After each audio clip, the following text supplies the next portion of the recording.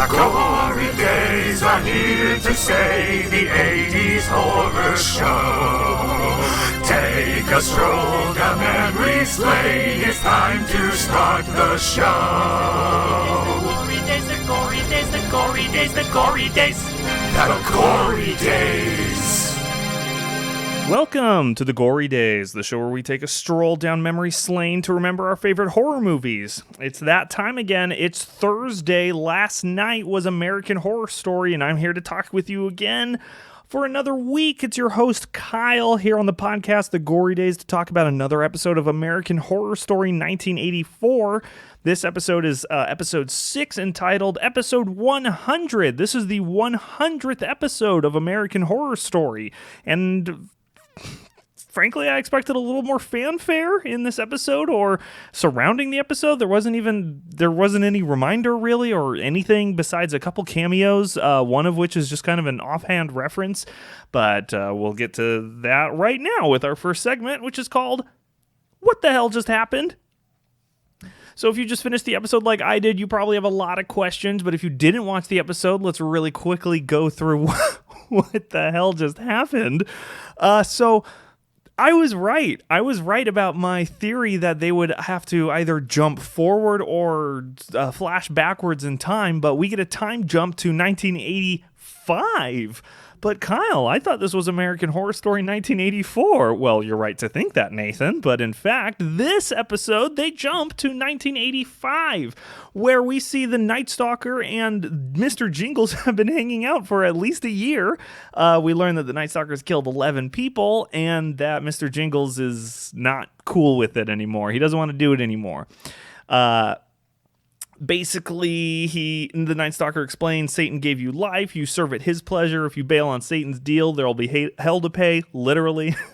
And long story short, Mr. Jingles gets I hate to say this, but the gumption to reveal the Night Stalker's identity to some neighborhood at a liquor store. And there's this big stampede, and man, it feels so good to see the Night Stalker getting his ass beat. That first smack with a lead pipe feels so good. I hate this guy. I hate that we're idolizing him into some kind of like sexy murderer that's, we want to sleep with the sexy murderer, the loner type. Aren't they sexy? Oh, the Night Stalker, he's so sexy. I hate this. I want him to get his ass beat. I want him to get deformed and mauled, and then hopefully something horrible will happen, because he's not a likable guy, but I digress. Then they flash again forward to 1989. After the title sequence, we see the photographer from the promo at the end of last episode is walking around taking pictures of the camp, which has experienced 5 years of disuse. There's graffiti that says Brooke wants your blood, because the events that we're familiar with happened in 1984. And these events are happening in 1989. A lot, if the Marvel movies have taught us anything, a lot can happen in 5 short years. And so Montana and Xavier have been just killing people, and I guess Ray has been the one cleaning it up. We don't learn that right there. All we learn is that there are other ghosts. Like, one of them says, I haven't wanted to do so much as touch another person since 1972. So I'm assuming they're camp counselors from the 1970 Margaret Booth murder. And we learned that essentially Xavier and Montana, I guess, are dating in the ghost world, if you want to call that. Anyway, the big thing we learn next is that Margaret Booth is a real estate mogul. She's a millionaire. She's she's pivoted into buying homes and buildings with horrible pasts and like flipping them and reframing them as these are just really nice experiences, and I guess like secretly making the experiences kind of creepy. Like there's a throwaway of her wanting John Wayne Gacy's house to have a clown that serves ice cream on its premises. It's really weird, and it toes that line like between, like, Gacy was real. It's one thing to reference the Briarcliff mansion, which they mention, which is from American Horror Story Asylum season 2, or like Yeah, it's one thing to mention that, but John Wayne Gacy, Spawn Ranch, Lizzie Borden, the Amityville house, these are all real things that, yeah, they've been made into movies and stuff, but it feels weird to make light of these essentially what is true crime. We have a name for it now, and those are true crime stories that she's taking and making even less appropriate. Like the mention of like, oh, the crawl space where Gacy kept the bodies, like that's a real location that has a latitude and longitude in the world where people's relatives were stashed away. That's horrible, even like from a TV show perspective, let alone the real world reality of the show. Anyway, the other thing we learned is that Trevor's alive. Rejoice. But Trevor and Margaret Booth are married. What? It turns out that we flash back to 1985 that the knife that she stabbed him with missed his heart by millimeters. And when he woke up from his coma, he called Margaret Booth to his bedside to tell her, I remember you tried to kill me, and I know how powerful you are now at this point. So instead, what does he say? He says, the only way I can make it now is with a wealthy sugar mama. So she then, through his extortion, extorts him to marry her so that they can't make you testify against your spouse, is what she says. So Margaret Booth, nothing if not savvy. So then in 1989, we meet Courtney. Who the hell? It's Leslie Jordan from Roanoke. I didn't watch that. I had to look that up. But he's one of the fun cameos as Margaret Booth's assistant, this bizarrely hip older gentleman. Courtney tells them both that Brooke's going to be executed for the crimes that Margaret Booth committed, except for Montana, I guess. But she certainly didn't kill 11 people or however many they're saying she's convicted for. But we see Brooke is in prison and the Night Stalker's in prison too. And there's a pretty fun line there, but I want to save that for my favorite quote. Meanwhile, back at the camp, Montana and Xavier are continuing to be murderous, and Ray confronts them about it. Apparently, like I said earlier, Ray's been cleaning up after them for the last 5 years. Every time they kill somebody to avoid media attention. I don't understand why Ray cares about cleaning up after them other than like his cosmic guilt. But Xavier gets a nice little monologue about how he lived good all his life and it didn't get him anywhere. And in fact, it got him killed. So now it feels pretty good to be bad. And they also learn that Brooke's going to be executed. Then the photographer's girlfriend gets killed. We learned the photographer's name was Dustin. And Ray is like, that's it. I'm not cleaning up after you assholes. And he's out of there. We flash back to Brooke in prison. The Night Stalker makes a pitch to her saying, my master thinks you have potential. My master being Satan in this course. He can protect you even from death. All you have to do is say yes. And Brooke says, fuck off. Which is pretty good. Pretty good of Brooke. Because it's a pretty good deal. It seems to work out for Mr. Jingles, as we'll see in a second. Right before we do, though, Montana and her assistant Courtney are in the office talking about an Ed Gein deal. She calls it Gein, but I've always called it Gain. The same guy who inspired the Texas Chainsaw Massacre. He was the killer who made like lampshades and furniture covers out of his victim's skin. Once again, do we need to like dig this up? But I guess we'll never forget the infamous in that way. Trevor tells Margaret Booth, he comes in, Trevor, and tells Margaret and Courtney that Camp Redwood is experiencing murders again. I guess Ray isn't doing that good a job of cleaning them up, or the photographer and the girlfriend, alerted their deaths alerted authorities, and so now a newspaper's been written about it. But it got back to Margaret Booth and Trevor, and Margaret Booth comes up with a great idea, but now we see Mr. Jingles has a wife and son, and he's completely turned his life around, and I gotta give it to these writers here. They get so much exposition done like quasi-organically, but she lays out in like 3 lines, this is Alaska, everybody here is running from something, you're my Superman, you saved my life, you were a murderer, and I was a prostitute. So It's like, okay, that's everything we need to know. In 5 years, he met a prostitute, somehow saved her from a harrowing situation. He confessed who he was, minus the, I assume I died and was resurrected as a peon of Satan. And they had a baby. They have a son named Billy, and it's his actual son, which raises some questions, which I'll save for Mystery LLC. But he works at a fun nod to Hollywood Video, Radio Shack, Blockbuster. For some reason, it's a combination of like Blockbuster and Radio Shack. They call it Video Shack, where he's killing it as Donald. He's got this fake name here as Donald. And the whole time I kept thinking, ooh, I'm getting some Magneto New Family and Apocalypse vibes here. They're not going to last long. I guess there's one thing worth mentioning is his boss, Mr. Jingles' boss at Video Shack, mentions, oh, we're thinking of opening one up in Juneau, which is a real life reference to the second to final Blockbuster that was privately owned and existed, closed in 2018, despite Blockbuster, the company, going bankrupt or just closing up shop. Which leaves one last Blockbuster still, as of this recording, in existence in Bend, Oregon. So if you're a purist, go find it. So here we get Margaret Booth's idea. Margaret Booth has a press conference for the Camp Redwood Food and Music Festival. And she says there may be a killer stalking these woods again, but don't you want to be scared? She's gotten Billy Idol to headline this thing, which is like a cosmic coincidence since that's the Night Stalker's, for lack of a better word, idol. And at that same press conference, over off to the side, we see Chet. Chet's alive, and he says one line about drowning and how awful that sounds.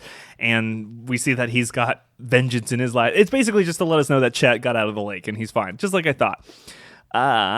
Jingles and his wife learn that Camp Redwood is being opened up again for this event for Margaret Booth, and he says, like, oh, that was another life. I'm over it. I'm free. And he's totally lying. You can see it in his eyes.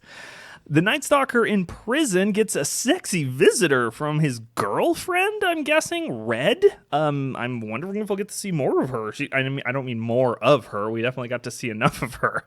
But she tells him that Camp Redwood's having this concert and Billy Idol's headlining it, and that she's really sweet. She says, I'm going to go there with a tape recorder and I'll get you your own bootleg. But then the Night Stalker confides in her, kinda, about his whole MO, which is he doesn't want to be a pop culture trivia question faded away into history. He says, I don't want to fade, Red. I want to be immortal. I need to make sure they never forget. Like, I mean, it's not Richard Ramirez's thoughts. It's some writer idealizing what this version of the Night Stalker would be thinking in this moment and would motivate his character. And that's a relatable kind, maybe universal concept, is the idea of obviously not functional immortality, but Beethoven, Mozart, Kafka, Camus.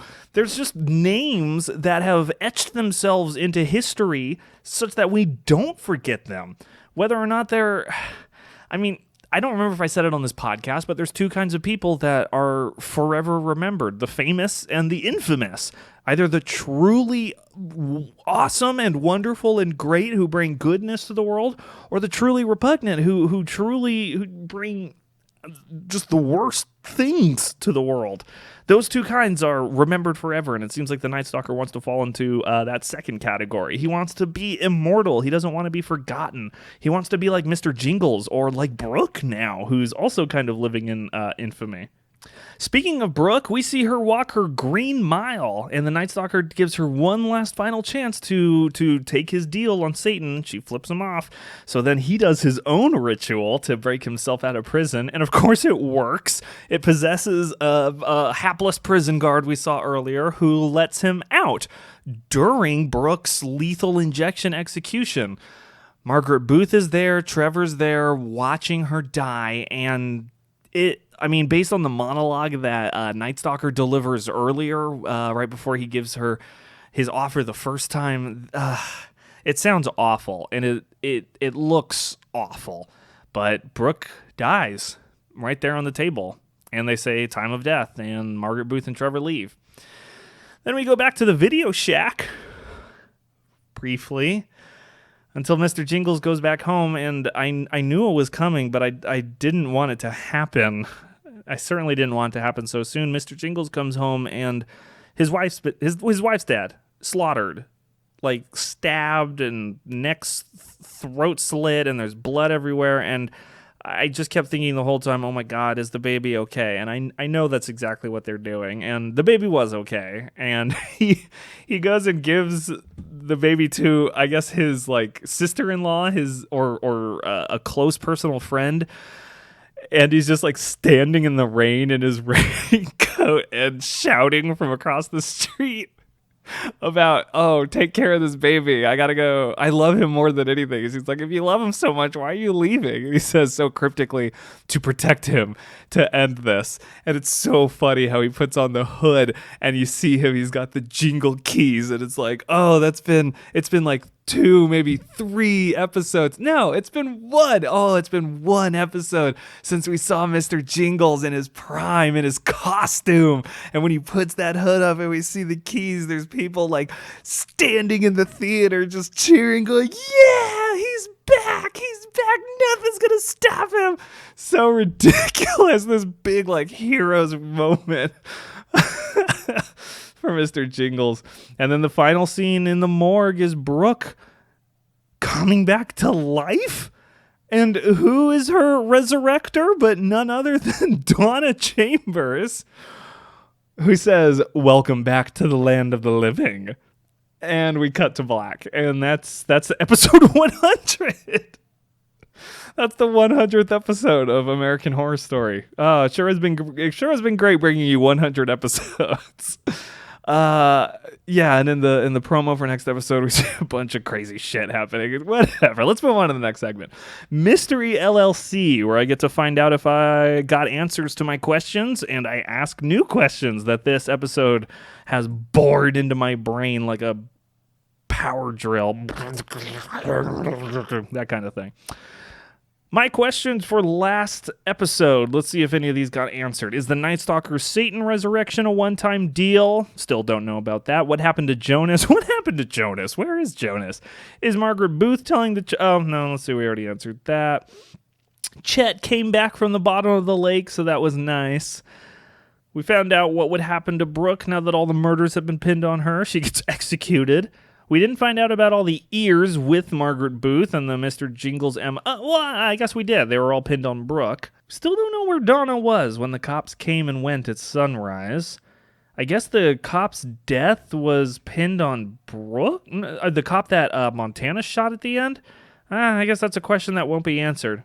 We found out where the Night Stalker was taking Mr. Jingles to hang out with him and live in his apartment for a year. Anyway, let's move on to the questions for this episode. Number 1, what was Donna up to these 5 years? I'm sure we're going to get an answer, but it's certainly the thing that's on the top of my mind. It was a traumatic experience. She went into Camp Redwood in 1984 with strong conviction and was shaken and had her entire worldview shaken by Mr. Jingles and the Night Stalker and everything. So that situation has changed her and affected her in a way that makes her feel like she can resurrect Brooke, a person who also killed somebody. I mean, she killed Montana. You can't spin it any other way. It was kind of in self-defense, but she killed her. So yeah, maybe I don't know what Donna was up to these 5 years, but I can't wait to find out. Who is the Night Stalker's sexy visitor, Red? Will she have more of an impact on the story? Will we get to see more of her like I asked? Who knows? Number 3, how many total ghosts are there at Camp Redwood? There were the campers from I guess it's safe to assume that anyone who died by Margaret Booth's hand? Is that it? Do they have... I guess that implies that Ray was killed. No, because Montana's still there, and Brooke killed Montana. So I guess it's just anyone who was killed, not like just died or drowned or whatever, but was killed on Camp Redwood grounds.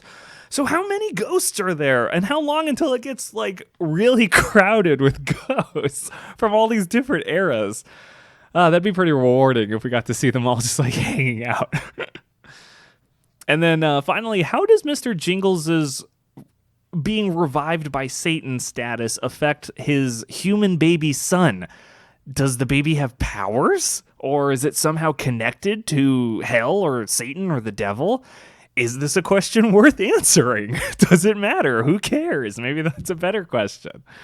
And that's all my questions for tonight. Moving on to my next segment, of course, is Screaming Themes, where I talk about the themes that have been prevalent over the course of this show in the past, present, and maybe the future. No, not the future, but definitely the past and present. Some of these past themes have come back in a big way. Let's start with the big one for me, which I noticed is revenge. We've seen that come up in a couple past episodes, but it has a brand new light here. Before, it was revenge of Margaret Booth wanting to take revenge on Mr. Jingles for the horror that he caused her. But of course now, just skipping all the way, all those other steps, we see that the victims of Margaret Booth want revenge on her, like not the people that got away and survived, but the ones who didn't, and their ghosts want to kill her. And it's Montana who tells Chet, Chet says the bitch has to die, and Montana says, don't worry, you'll get your chance. We all will. It'll be open, I don't remember, something like that, but that sounds fun. Like, oh, we'll see a bunch of co-stars and extras getting slaughtered at some point. I hope we get to see the concert, but that's for another segment. Some other themes for tonight I noticed were greed. Specifically, Margaret Booth's real estate game is icky, and even her assistant Courtney doesn't like it. It's disrespectful to the dead. It's an icky business. It's kind of like mocking and making light of these horrible events that the families kind of want to just keep reverent. And despite it all, she wants money, it seems like. What Trevor seems to imply that since she's lost God after all of the things she's done, she's lost touch with God, she's never really found a way to fill the gap left by God. And so maybe that's a way of communicating this, is her greed is her way of just trying to fill that void. Because, she's got a great office. She's got a great house. She's got lots of coke. She's got Trevor wrapped around her finger. Like, it's a good life for her. It just came at such a cost. At what cost? Her life, her soul, her character alignment, all in flux. The other side of this greed coin is the Night Stalker's bloodlust. He promises Satan a rain of souls to overflow the rivers of hell. Sounds like a Black Sabbath song, but it's an evocative image. The Night Stalker is just kill crazy. That we only get 3 in the montage, but the actor does a good job of portraying just glee from mayhem and violence. And so I interpret that as a form of greed, of amassing souls or trying to kill as many people to get famous, or to move into my next theme, immortal. The theme of immortality is maybe figurative for the Night Stalker in that he wants to make his mark on the world and not be forgotten. But it could also be literal for him, too, since he died and was resurrected by Satan at least once. So who knows if that was done before that episode that we saw that happen.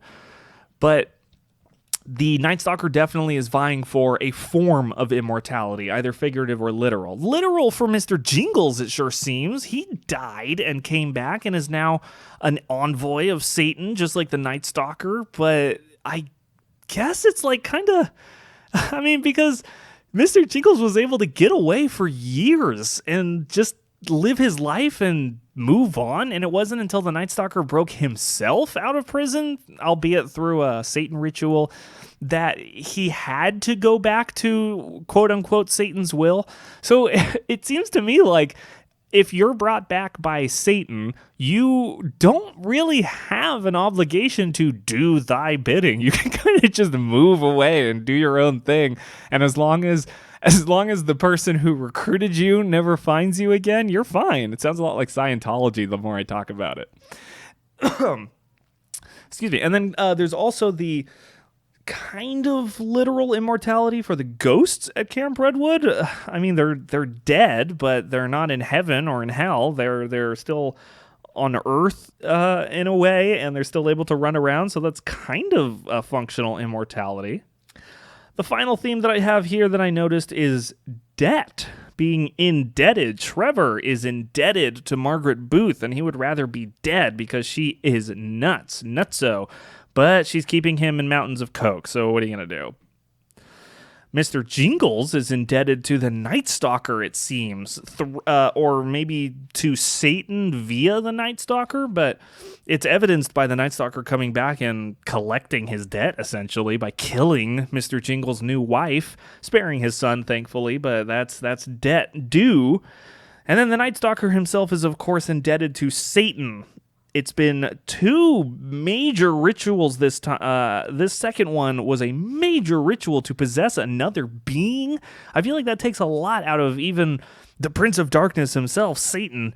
But those are big asks, and the Night Stalker promises a rain of souls. So if he can't pay up on that, I imagine the Night Stalker is going to be in trouble. When you're indebted to Satan, that's the worst kind of debt. Compound interest. Compound fracture interest. That's it. My favorite quotes. So my runner-up, there were some funny quotes in this episode. I won't beat around the bush too long. In the scene where Brooke is first getting, I guess, admitted into death row, the Night Stalker greets her, and she says something about Montana. Montana would be proud. She says, "I killed that bitch. I slaughtered her split her open, and now she's in hell licking Satan's balls." The Night Stalker says, "She should be so lucky." Which is not my favorite joke. Or my favorite quote. That's the runner-up. Another runner-up is when Margaret Booth is, God, it's like not even 5 seconds after Brooke has died. She says they should bring back the fucking guillotine. I would have paid good money to watch her head roll. Sheesh, Margaret. And the number one, the winner, when Mr. Jingles tells the Night Stalker at the beginning that he doesn't want to do this anymore and he wants out. The Night Stalker says, "Satan gave you life. You serve at his pleasure. If you bail on Satan's deal, there will be hell to pay." Literally, Satan, Satan, Satan, Satan, Satan, Satan, Satan, Satan. Like, there's a couple lines in these episodes that I feel like they know exactly what they're doing. The humor comes in, like, pretty tongue-in-cheek in that way, but there's still an argument that one could make that, oh, no, they thought that was really, like, creepy. That was, like, it was kind of clever, but it was also creepy because there's going to be hell to pay. Literally, like, isn't that creepy? No, it's not. It's really silly. I can see your tongue sticking out of the other side of your cheek as you pitch this to me. But that's my number one favorite quote. Satan, Satan, Satan, Satan, Satan. All right, let's move on to the segment you've been waiting for. Kills. There's only 3. There's only 3 kills in this episode, and we only see 2 of them. One of them is off screen, and one of them is undone. Dustin, the photographer, of course, is stabbed a bunch in the stomach, and it's all twisted, and then he's stabbed up in the shoulder, and he stands just, like, in disbelief for way longer than I would expect a stabbed person to be, but there's some deaths in 80s movies that make no sense either, so I feel it. I feel you. Dustin's girlfriend, whose name we don't know, doesn't matter, she gets her throat slit. Mr. Jingles' wife gets her throat slit, and she's stabbed a whole bunch. And Brooke is lethal ejected, but of course she's revived. So that's only 3 deaths. And like I said, only 2 of them you see on screen. It was a light on kills this episode. I guess you could count the people off screen that the Night Stalker's like beating to death in the little montage, but it's so short and you can't see the people. I'm not going to count those toward my kills. So that just leaves me for my last segment, Theory Canal, where it's occurred to me that maybe some of you don't understand how funny my segment titles are. Theory Canal combines the word theory and Erie Canal. If you need more help from there, I invite you to Google portmanteaus, and play on words. Moving right along, Theory Canal is where I talk about my predictions that may or may not have come true in the previous episodes, and my predictions for the future that also may or may not come true. First off, Chet didn't live. I was wrong. Chet died. He came back, so I was kind of half right, but I'm not counting that. My theory is still holding out that Brooke will eventually get revenge on Margaret Booth somehow. Who knows? I still think that maybe we'll go back to the asylum. Nah, probably not. Probably not. It'll probably happen on the last day where the big concert's happening and everything's blowing up and stuff. And finally, I had a theory that the Night Stalker wanted to take Mr. Jingles to be his protege. I was totally right about that. Anyway, let's move on to tonight's theories. So the Night Stalker has this dichotomy in his character. He's obviously a Satanist and throws himself at Satan any chance he can get and tries his hardest to recruit people, but is mostly concerned with killing people in Satan's name. But he also loves Billy Idol. And in my opinion, I want to break these down as the physical and the metaphysical. That Billy Idol, representing the physical material world, is something that the Night Stalker is obviously very much attached to, being a physical human being, despite his best efforts. And so he enjoys the music of Billy Idol, who is also another human being. And this is all to say that part of the Night Stalker is completely content being a human being in his current status.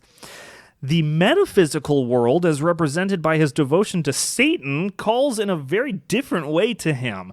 Billy Idol is...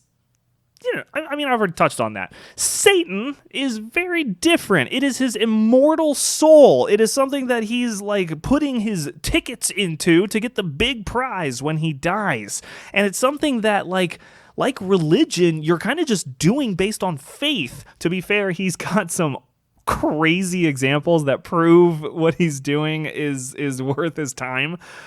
But none of that really proves that he's going to get any kind of special treatment once he dies, once he goes to hell and becomes another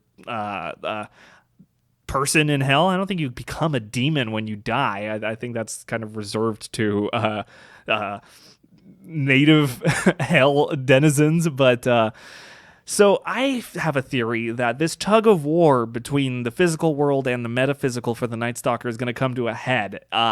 And since Billy Idol is headlining the concert, I'm theorizing that either the Night Stalker will meet or see Billy Idol perform, and he'll have to choose, do I stay here and enjoy the concert of my life, or do I go fulfill my satanic destiny?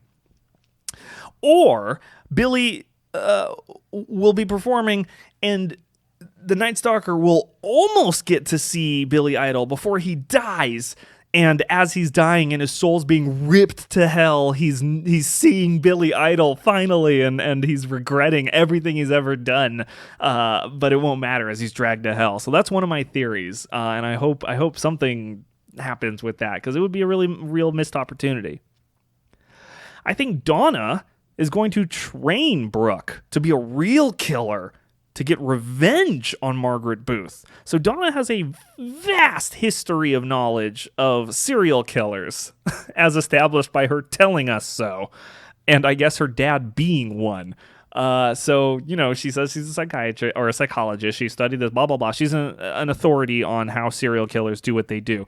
So I'm thinking Donna is going to give Brooke some, Karate Kid, wax on, wax off, face on, face off training to get her to be a real killer, to get revenge on Margaret Booth. And maybe Brooke and Mr. Jingles will team up to murder Margaret Booth. Or, in fact, this moves on to my next theory, which is that everyone Margaret Booth killed will have a shot at taking her down. All of the counselors from the 70s, all our friends, Ray, Chet, Xavier, Montana, well, maybe not Montana, but anyway, all the ghosts are going to get a chance to kill her, and either will, not, maybe some of them will fail, maybe some of them will get their shot. But or maybe they'll all get to kill her, like in a Caesar, like 30 people with daggers just coming and stabbing her one at a time. But I have a feeling, everyone's gonna get a chance to kill her, if not like just take chunks out of her as she's whittled down to nothing. That's another theory I have. I'm thinking Margaret Booth dying will somehow release all of the ghosts, except for like the bad ones like Montana and Xavier and Night Stalker will go to hell maybe, but all the innocent ones, and Ray will probably go to hell, but all the innocent ones will go to heaven or whatever they want to call it. Who knows? I'm not confident in that, so I'll move quickly along. I think, okay, so we must eventually learn the identity of Margaret Booth's husband, who left her all of this money. There was one throwaway line in season 1, and in episode 1, and there's one throwaway line in this episode in the intro for the Lifestyles of the Rich and the Famous, where there's just like, and using the nominal the money left to her by her late husband, she bought up a bunch of like real estate lands and changed them and flipped them. And that takes some serious money. And she still owns Camp Redwood, which is a like major liability situation at this point, I'm sure, with all the murders that have happened. So I want to know. I want to know who's Margaret Booth's husband. And either is it someone like really funny, rich, and well-known at the time, or is it completely inconsequential? Will it be a reference to an earlier season of American Horror Story or something? Who knows? And then my final theory for Theory Canal for this episode is that the Satan subplot will come to a head and explain the ghosts somehow. So the only two supernatural elements we have working in this show are the ghosts, which we have no answers about, and the Night Stalker's abilities of resurrection, which are tied to Satan, I think it's safe to assume. I don't think it's too much of a leap to theorize these two elements are connected. That for whatever reason, the presence of Satan in this world is affecting the ghosts at Camp Redwood and resulting in them being. That's one of my. In fact, I further theorize that there will be some kind of super climax with demons and Satan himself. But I really hope they don't cast Satan. I really hope they don't that where they cast it as just like some white guy in a suit who's very coy and has got a smooth way of talking. I find that annoying. I just want to see full-on red demon horns, 50 feet tall, goat leg Satan. Is that too much to ask for? Maybe. And that's it. That's what I thought of American Horror Story Episode 6, Episode 100. That's 100 episodes of American Horror Story. Oh, man, I can't imagine. If there's people out there who are doing an American Horror Story podcast who started with Episode 1, they just did their 100th episode, and I want to congratulate them and Ryan Murphy and Brad Falchuk and all the people who worked hard on this show. And I want to thank me for dedicating my time to watching this and typing up these notes and then talking about them and then publishing it for nobody to listen to. If you are one of those nobodies, don't hesitate to let me know what you think at the Gory Days on Instagram, Twitter. You can send us an email. The Gory Days podcast at gmail.com. That's 3+ ways to get in contact with me and let me know what you think or what year you died or how you died, you phantoms, you ghosts who aren't listening to my podcast. I love you all. But until next time, stay scary out there. The Gory Days.